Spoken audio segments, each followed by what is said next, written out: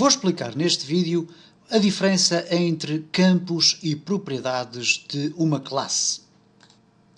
Temos estado nos vídeos anteriores desta série a falar sobre classes e sobre programação orientada a objetos, isto é, a utilização de classes para a criação de objetos a partir de um molde. E este molde é, obviamente, as classes.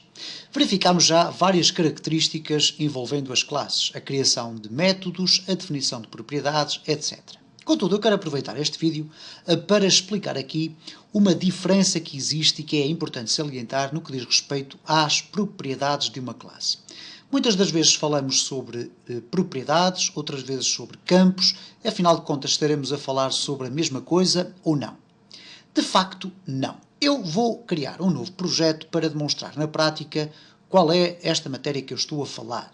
Então vamos aqui fazer um novo projeto, File, New, Project, e vamos lhe chamar Campos Propriedades. Okay? Vamos então criar aqui este projeto, muito à semelhança dos mesmos projetos que nós temos estado a criar nos vídeos anteriores. Vou arrastar aqui para o interior apenas um botão e uma label, uma caixa de texto, como lhe queiram chamar. Vou deixar ficar por defeito com os nomes que eles têm. Neste caso temos aqui label 1 e button 1. Vamos aqui fazer um duplo clique, como é tradicional nos vídeos já que temos vindo a fazer, para termos acesso ao evento clique, isto é, ao espaço onde eu posso escrever o meu código. E vamos, entretanto, aqui acrescentar uma classe à qual vamos dar o nome de teste, ok? Então vamos aqui clicar com o botão direito do rato, clicar depois em Add, Class, e vamos lhe chamar simplesmente teste, ok?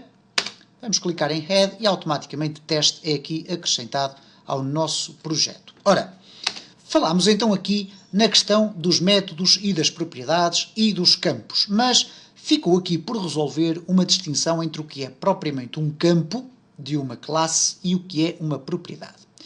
Eu comecei por exemplificar nos vídeos iniciais sobre classes que nós poderíamos fazer qualquer coisa como, por exemplo, o seguinte: public string nome, ok? E depois podemos ter aqui, por exemplo, public void apresentar, ok? Com aqui o espaço para os parâmetros e depois, por exemplo, aqui usar uma função ou uma funcionalidade do namespace system.windows.forms.messagebox.show e mostrar aquilo que é o nome. Verificámos também que era possível, através desta implementação, criar então um objeto e atribuir um valor a esta propriedade, vamos lhe chamar assim por enquanto. Ora, como é que eu faço isso? Muito simplesmente vindo aqui então à parte do meu formulário, portanto, quando eu clico aqui no botão 1 e simplesmente fazendo o seguinte: teste, v, por exemplo, de valor, seja o que for, não interessa, é igual a new teste. Abrir e fechar parênteses, ok? E em seguida eu posso simplesmente fazer o seguinte: v.nome, e reparem que nome está aqui então disponível para eu definir nome João Ribeiro, e depois posso usar o método que foi definido por mim na própria classe e que se designa por apresentar. E, portanto, se nós executarmos aqui esta nossa pequena aplicação, vamos ter então a apresentação de uma caixa de texto, ou de uma caixa, neste caso um diálogo, uma caixa, aqui um formulário, especificamente para apresentar então o meu nome. Ora, muito bem, eu quero utilizar aqui este exemplo para distinguir, afinal de contas, o que é aqui dentro da classe uma propriedade e um campo, ou aquilo que se designa por uma field, campo, ou uma property, propriedade. Ora, de facto, dizem as regras do bom programador que nós devemos manter os campos de uma classe de forma privada, dentro da medida do possível.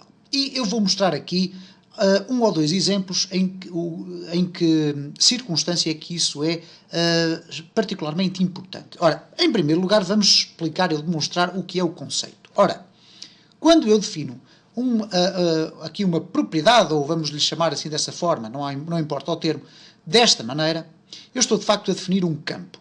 Estou a definir um campo da minha propriedade, ou melhor, um campo da minha classe, peço perdão, porque uma propriedade nós vamos defini-la de uma forma diferente. Então eu vou colocar aqui especificamente um comentário a indicar que isto é a definição de um campo. Okay? E vou colocar campo aqui em letra maiúscula. Aqui embaixo vou colocar definição de uma propriedade. Ok?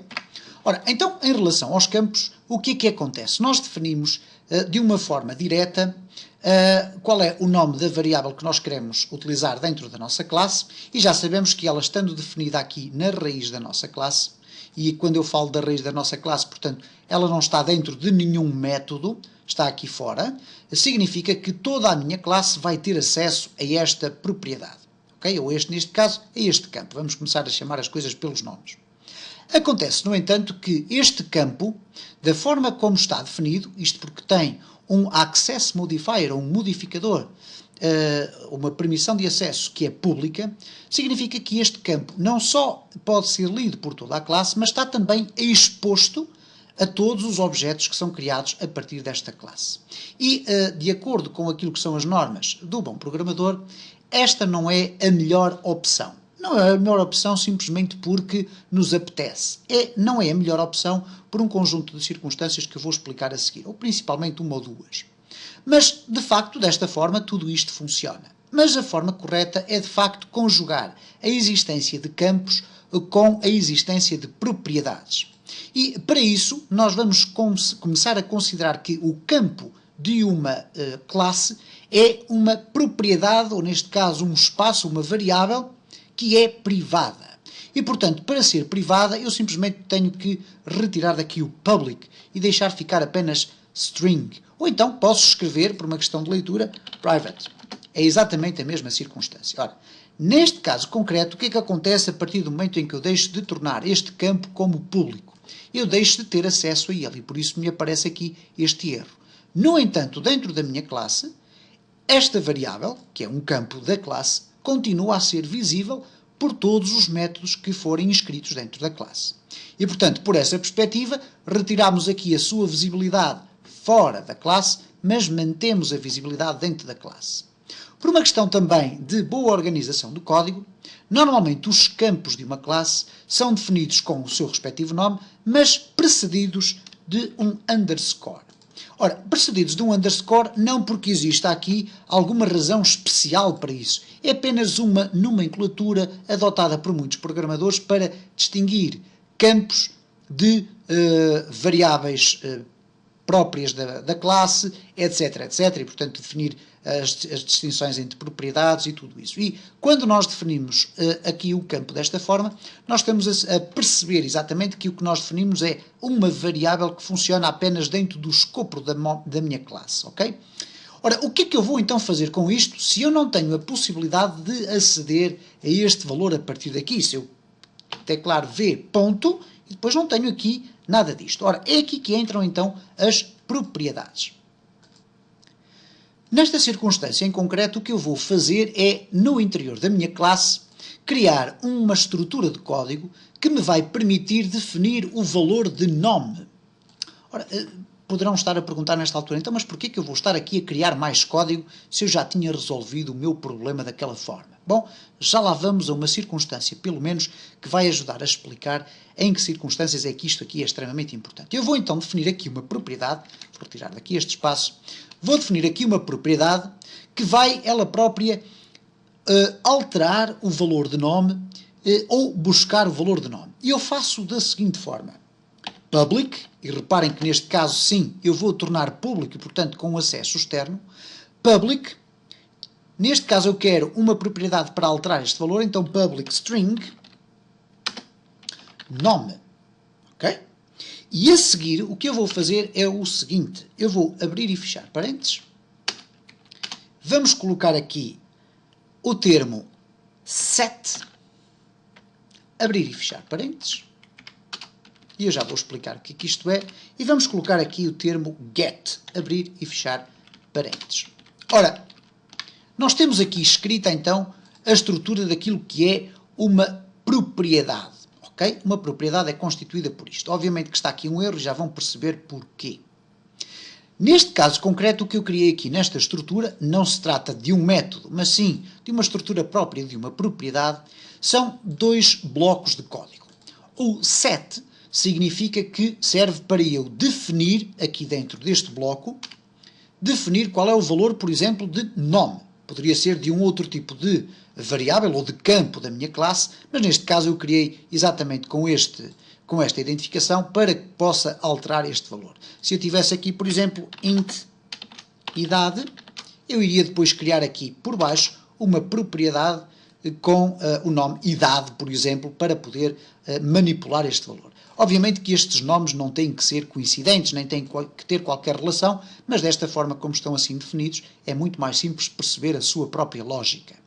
Eu vou deixar ficar ali aquele campo da idade. Ora, o que é que eu faço dentro do set? O set significa definir. E definir significa que, quando eu vou atribuir um valor a nome, eu vou utilizar aqui este bloco de código para definir o valor deste meu campo. Okay? E, portanto, o campo continua a ser invisível ao exterior da classe, mas através deste tipo de mecanismo eu vou conseguir manipular o seu valor interno. Ora, nesta circunstância o que eu faço é o seguinte: nome é igual a value. Okay? E value porquê? Ora bom, value é uma palavra reservada no código C# que nós podemos utilizar dentro deste bloco set para definir o valor. Ora, o que vai acontecer aqui neste value, este value é o valor que eu vou atribuir à minha propriedade nome. E nós já vamos ver que eu tenho acesso à propriedade nome. Ainda não o vou mostrar porque temos aqui este erro que temos que resolver e que vamos resolvê-lo já de seguida. Mas quero com isto dizer que eu vou ter a possibilidade de, aqui no meu formulário, fazer qualquer coisa do género v.nome, e reparem que aqui o ícone já é um ícone diferente, e é do tipo string, nome, tem um get e um set, aquilo que normalmente às vezes também se chama por um getter e um setter, e nesta circunstância eu ponho aqui nome é igual a João Ribeiro.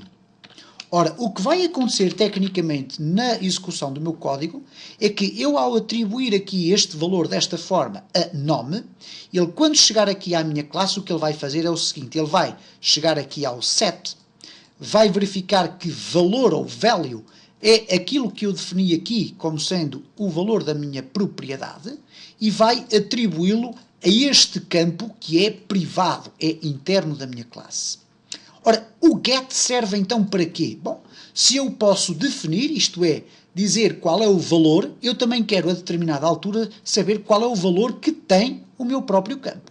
Então, neste caso, eu utilizo este mecanismo para definir o valor e utilizo este mecanismo aqui para ir buscar o valor. Então, nesta circunstância, eu coloco return nome.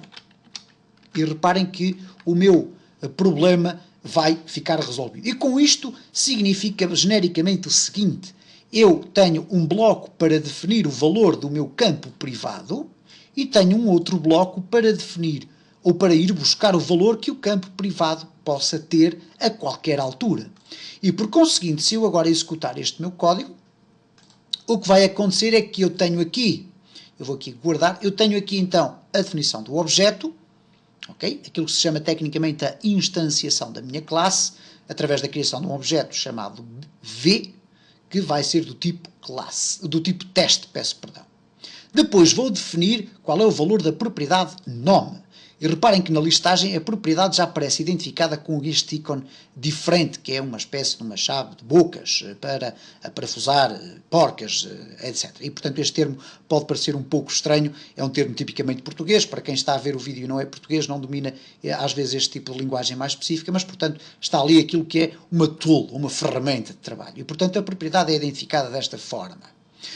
Ao definir esta propriedade, o que vai acontecer é que dentro da minha classe a propriedade vai detectar que foi definido um valor e, portanto, vai executar o set. E o set aqui é executado porque aqui está dito nome é igual a João Ribeiro. Portanto, está a ser feita uma atribuição de valor. E, portanto, o que vai ser executado aqui é o nome. Se eu quisesse ir buscar o valor da minha variável, eu poderia fazer simplesmente o seguinte, neste caso da minha propriedade. String x, por exemplo, é igual a v.nome. ok? E reparem que eu não tenho que colocar aqui, abrir e fechar parênteses, como faço, por exemplo, nas questões dos métodos. Eu aqui estou a referir-me a uma propriedade da minha classe e não a um método. E reparem a diferença entre os ícones, por exemplo. Neste caso, tem então ali aquela ferramenta e aqui tem aquele espécie de cubo ali apresentado. E, portanto, esta é a distinção entre uma propriedade e um método. Ora, neste caso concreto, o que é que eu estou a fazer? Estou a dizer que a variável x vai ser igual ao valor de nome. Mas nome não é propriamente uma variável da minha classe, é apenas uma propriedade. Então, o que é que ele vai fazer? Quando eu tenho esta implementação, vai buscar dentro do objeto nome. E ele diz assim, ok, isto é para atribuir a uma variável aqui do meu código, atribuir o valor que nome tem. Então, nesta circunstância, o que ele vai fazer é executar este bloco do get. E vai fazer um return, isto é, devolver o valor que tiver este campo, que é uma variável privada da minha classe. E penso que com esta explicação, e se quiserem podem sempre voltar atrás um pouco no vídeo, a lógica está aqui explicada. Há dois caminhos, um de entrada, outro de saída. E a qualquer altura eu posso definir o valor da minha variável nome, ou então ir buscar o valor que ela tiver. É evidente que durante a execução do código, se esse valor for alterado, o que vai acontecer é que eu posso sempre ir buscá-lo desta forma, ok? E poderão dizer a esta altura, bom, mas eu, depois de todos estes minutos de explicação, continuo a não perceber qual é a razão de termos criado aqui este tipo de estrutura se eu posso definir diretamente aqui através de um public string nome. Pois muito bem, é isso que eu vou explicar de seguida. Antes de avançar aqui então com a explicação, vou só fazer aqui a execução do código para ver se ele tem algum erro. Eu presumo que não. E às vezes presumo mal, mas vamos verificar. E se eu clicar aqui no botão, cá está João Ribeiro. E, portanto, todo o mecanismo que inicialmente tinha feito no início do vídeo está aqui a funcionar também com esta nova implementação. Vamos então aqui centrar a atenção sobre um dos aspectos fundamentais, por exemplo, da construção deste tipo de mecanismo.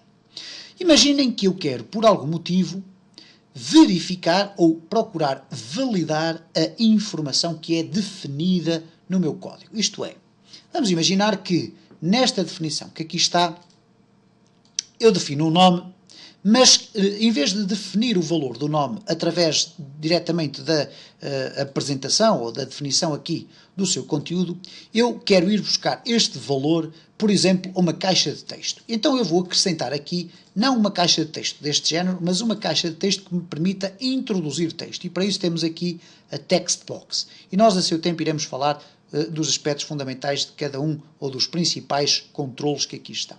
Vamos aqui puxar então uma caixa de texto e reparem que ela vai me permitir então inserir texto. Eu vou aqui executar só para verificarem qual é o comportamento no modo runtime, isto é, quando a aplicação está a ser executada, eu posso introduzir aqui texto. E vamos imaginar que quando eu clicar no botão 1, o texto que está aqui escrito por mim vai ser atribuído então à variável ou à propriedade nome da minha classe. Ora, neste caso concreto então, eu vou fazer o seguinte, quando clico aqui no botão, em vez de nome ser igual a João Ribeiro, nome vai ser igual a textbox1, porque eu não alterei o nome, é o nome que tem aqui este objeto que aqui está, e vamos lhe dizer o seguinte, textbox1. Ok, vamos aqui, textbox1.text, ok, ele está ali com alguma dificuldade para encontrar através do IntelliSense, vamos aqui escrever textbox1, está aqui, ponto, text. Portanto, eu estou a dizer que a minha propriedade, que é uma propriedade do tipo string, vai ficar com um valor que também é do tipo string do meu controle, neste caso da textbox1. E vou retirar daqui este código, não é necessário, e depois vai ser apresentado o valor que for definido. Ora, se aqui este valor é atribuído à propriedade, significa que na minha classe nome vai passar a assumir o valor que eu passar para dentro da minha propriedade. Okay? Portanto, chega aqui, define o nome como sendo igual ao texto que está dentro daquela caixa de texto textbox1, vai atribuir a nome e nome passa a ter esse valor. E quando eu executo o método apresentar, como estou a pedir para apresentar o que está dentro do nome, ele vai apresentar genericamente aquilo que eu escrevi nesta minha caixa. Vamos testar para ver se é isso que acontece. E agora reparem então que eu posso colocar aqui simplesmente João, e quando clicar aqui em botão, eu tenho João. Se eu clicar aqui, por exemplo, só Ribeiro, obviamente que eu vou ter apenas Ribeiro. Okay? E, portanto, já estamos a perceber esta interatividade. Contudo, ainda não temos aqui nenhuma novidade específica sobre esta implementação que fizemos na classe. Mas agora reparem o seguinte. Reparem se eu quiser fazer uma espécie de validação. Isto é, se o valor que for passado para dentro da minha propriedade tiver, por exemplo, mais do que x caracteres, então ele vai assumir, ou neste caso a variável ou o campo vai assumir um valor diferente. Então eu posso fazer simplesmente o seguinte, eu agora posso implementar aqui alguma lógica de código que me permite fazer validação da informação.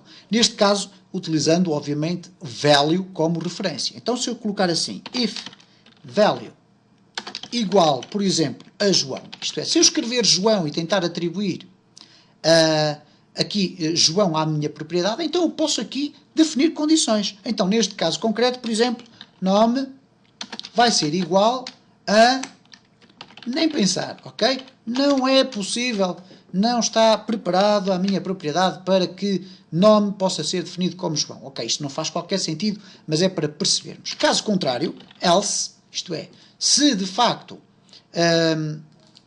aquilo que eu introduzir ou que eu tentar definir para a minha propriedade não for a palavra João, então ele sim vai atribuir a nome aquilo que eu escrever dentro da caixa de texto. E agora então reparem o seguinte, se eu agora executar este código, eu vou escrever aqui ABC, e se eu fizer um clique, eu vou ter ABC, e portanto a variável interna ou o campo da minha classe está a ser corretamente definido. Mas se eu escrever João, ele vai dizer nem pensar. Portanto, houve aqui uma verificação antes da atribuição do valor. Ora, aqui está uma grande diferença entre isto que ali estava e qualquer coisa do género public string apelido, por exemplo. Porquê? Porque eu, ao escrever isto desta forma e ao procurar atribuir o valor a apelido, eu não tenho aqui nenhuma possibilidade de fazer uma verificação prévia de qual foi o valor que eu procurei atribuir à minha propriedade. E, por conseguinte, se eu quisesse ter aqui uma validação prévia, teria que implementar esse código aqui na minha base, se assim o poderemos considerar. Portanto, não é um mecanismo que está dentro da classe. Há um outro aspecto fundamental, é que, se eu quiser, eu posso alterar o nome das variáveis internas, alterando aqui tudo isto, mas a minha propriedade vai se manter exatamente igual. E se eu quiser, por exemplo, que seja executado um determinado evento, por exemplo, vamos imaginar que eu tenho aqui, ok, nem pensar, mas em vez de ter aqui só simplesmente aqui a definição de nome como sendo nem pensar, eu iria colocar, por exemplo, o seguinte, erro, ok? Acontecer um erro. E apresentar aqui uma caixa de texto, ou uma mensagem, uma mensagem daquelas que nós já vimos nos vídeos anteriores e neste vídeo também, a dizer, ok, aconteceu um erro. Então eu posso simplesmente fazer o seguinte, system.windows.forms.messagebox, ok, messagebox.show, aconteceu um erro. Ok? E reparem que eu estou a fazer aqui um conjunto de implementação como se eu estivesse a criar aqui um método da classe, mas que na prática não é. Faz tudo isto parte de uma propriedade. Reparem então o que é que vai acontecer se eu escrever aqui qualquer coisa. O sistema vai-me apresentar este valor. Se eu escrever aqui João, ele vai dizer, atenção, aconteceu um erro. Ok? Quando eu clicar OK, ele vai dizer erro, porque foi o valor que foi atribuído ao meu campo da propriedade, ou o meu campo que está associado à propriedade dentro da minha classe. Vamos aqui procurar diminuir esta implementação do código, porque poderão estar a pensar, bom, então, mas há aqui tanto lixo, será que é necessário estarmos aqui a criar tudo isto? Bom, nós podemos tentar fazer o seguinte, vamos aqui, de um modo muito simples, reduzir a nossa propriedade àquilo que é fundamental em termos de código, e que é esta estrutura que aqui está. Poderíamos, em algumas circunstâncias, fazer o seguinte, procurar colocar tudo isto na mesma linha, ok? Vamos aqui remover estes espaços todos, aqui no get também, e eu estou aqui a tentar remover estes espaços que aqui estão, ok, não apagando nada do que cá está, vamos aqui selecionar esta parte e remover, e agora reparem, eu vou aqui voltar a escrever aqui a minha chaveta para que eu possa ter então aqui a minha propriedade definida de uma forma muito mais reduzida. No entanto, há um mecanismo que nos permite definir uma propriedade numa única linha. Claro que aí não será possível nós fazermos aquela implementação da validação da informação. Mas se eu quiser escrever aqui a minha propriedade com o get e o set, eu terei apenas simplesmente que fazer o seguinte. Neste caso coloco public string nome, abrir e fechar parênteses, e depois aqui no interior coloco o termo get, ponto e vírgula, e à frente set, ponto e vírgula. E com isto eu acabei por definir exatamente o mesmo tipo de funcionalidade. Portanto, está implícito aqui que get vai buscar o valor, ok? E set vai buscar o valor. Ora, obviamente que aqui há um pormenor, é que vai buscar um valor aonde? Bom, neste caso concreto, ele vai definir uma variável interna e, portanto, quando eu clico aqui João e faço OK, nome não tem rigorosamente nada. Mas neste caso eu posso usar a propriedade nome, ok? E reparem o que é que vai acontecer. Eu posso sempre ter a possibilidade de definir aqui o valor João ou outro qualquer tipo de valor, ok? Nós poderemos também, não querendo estar a aprofundar muito ainda a utilização das propriedades, até porque não há muito mais a dizer sobre isto, a não ser depois implementações mais avançadas, existe a possibilidade de nós apenas utilizarmos ou um get ou um set. E vamos, por exemplo, imaginar que eu tinha aqui, na minha implementação toda, eu tinha apenas um get, ok? E aqui no get, eu vou fazer simplesmente o return nome, ok? E se eu definir aqui string nome é igual a João, o que vai acontecer é que eu não vou ter forma de definir qual é o meu nome, porque eu não tenho aqui um set, eu tenho apenas um get. Ora, nesta circunstância, esta implementação é inválida. Porquê? Porque eu estou a tentar definir que a variável ou a propriedade nome é igual ao texto que eu escrever na caixa. Ora, como eu não tenho aqui nenhum setter, um set, eu só tenho um get, eu só posso utilizar implementações do género, ok? Vou colocar aqui um comentário para retirar daqui este código. Posso colocar simplesmente o seguinte, string x é igual a v.nome, ok? E isto aqui é possível. É possível porquê? Porque eu tenho aqui na minha propriedade apenas definido um get. Da mesma forma que eu tenho a possibilidade de fazer aqui apenas um set. E neste caso, no set, eu vou colocar aqui o seguinte. Nome é igual a value. Okay? Ora, nesta circunstância, obviamente que aqui eu vou colocar nome. Nesta circunstância, o que é que vai acontecer agora? Eu aqui no meu formulário já não posso ter este tipo de implementação, porque eu não tenho como ir buscar o valor da minha variável, mas posso ter esta daqui, que me vai permitir definir então qual é o valor da variável interna da minha classe. E, portanto, se eu agora executar o código, eu vou ter aqui na minha aplicação a possibilidade de escrever aqui o texto que eu quiser e apresentá-lo dentro da minha caixa. Bom, este vídeo serviu essencialmente para demonstrarmos aqui as diferenças entre o que é um campo e uma propriedade. Penso que terá ficado mais ou menos claro que a definição de uma propriedade é diferente do que a definição de um campo direto, daqueles public, etc. E isto vai nos permitir, então, em algumas circunstâncias, criar então os mecanismos de validação da introdução de valores que nos permitirão, então, evitar que em determinadas circunstâncias aconteçam erros com a atribuição de valores a variáveis dentro de uma classe.